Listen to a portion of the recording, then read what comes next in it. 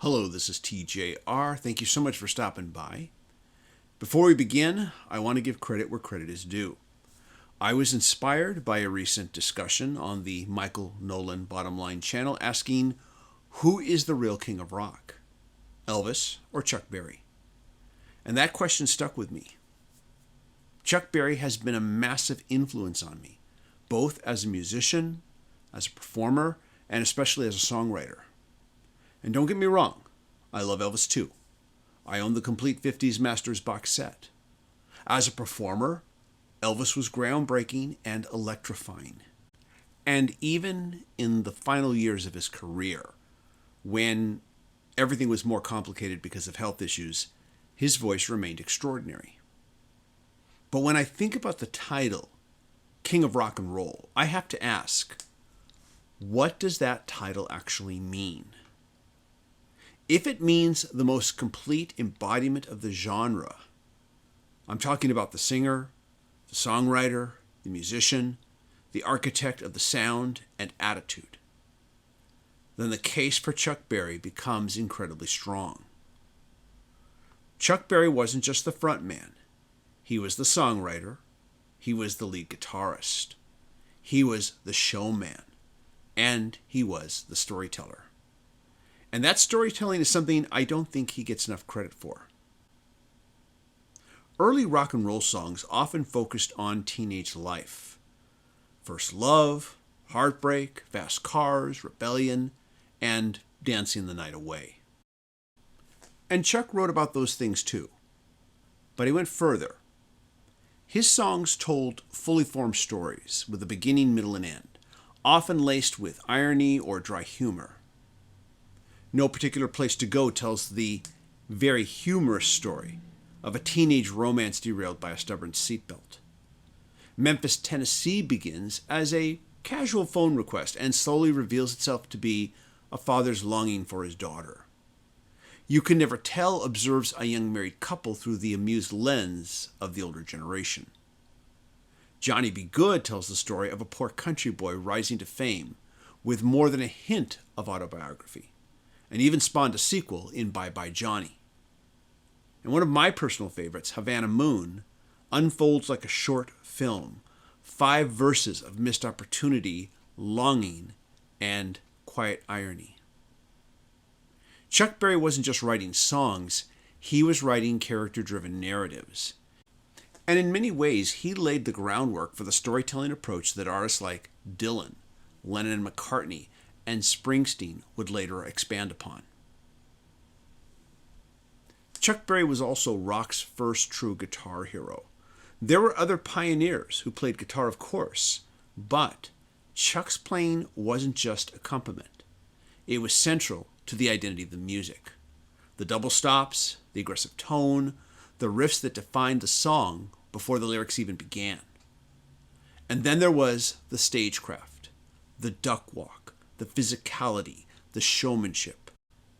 When you watch Pete Townsend windmill his arm or Eddie Van Halen leap across a stage, you're seeing a lineage that traces back to Chuck Berry.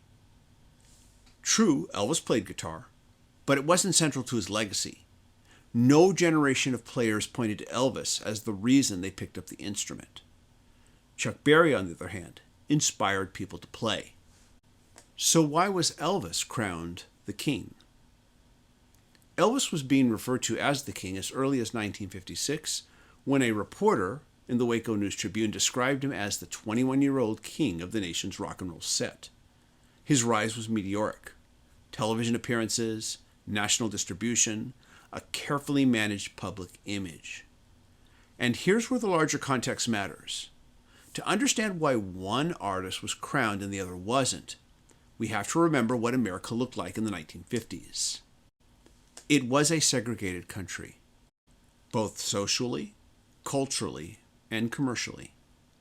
Radio formats were divided, television access was controlled, record labels marketed to specific racial audiences. And rock and roll itself would oftentimes be dismissed by its detractors as jungle music because of its roots in black rhythm and blues music.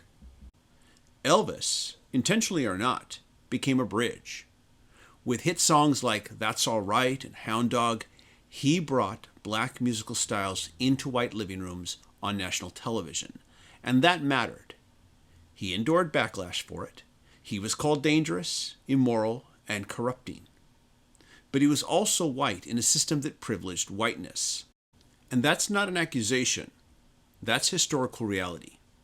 Chuck Berry was operating in the same industry, but without the same access, insulation, or marketing machinery.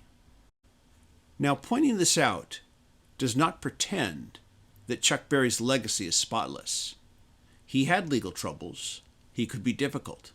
His reputation wasn't always carefully managed. But that contrast is important too. Elvis had Colonel Tom Parker and RCA constructing a myth in real time, including publishing arrangements that ensured control and profit. Chuck Berry largely navigated the industry alone. One had a machine building a crown, the other built the blueprint. So maybe the better question isn't who was better. Maybe the question is, what does the title King of Rock and Roll actually reward? Commercial visibility? Mass cultural acceptance? Charisma on television? Or authorship, innovation, and structural influence? Chuck Berry built the architecture of rock and roll. Elvis Presley amplified it to a national and eventually global audience. Both are essential to the story.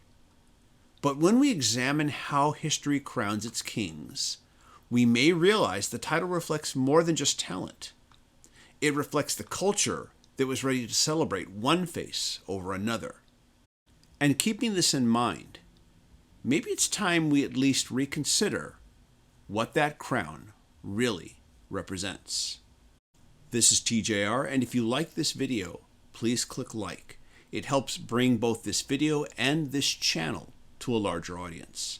I also invite you to click subscribe and hit the bell notification icon so you never miss a video.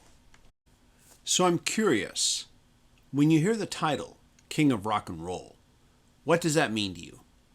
Is it about visibility, influence, songwriting, cultural impact? And did this video change how you think about all of this? Let me know in the comments. I genuinely love to hear your perspective. In a few moments, you'll see some links for some other videos that I have created that I think you might enjoy. I also want to give a big thank you and shout out to my Patreon supporters. Patreon supporters do get exclusive weekly videos that are not available on this channel. If you'd like to be a Patreon supporter, please go to patreon.com/TJR the original. Everybody, thank you so much for watching, and I look forward to seeing you again in the next video. Take care. Bye-bye.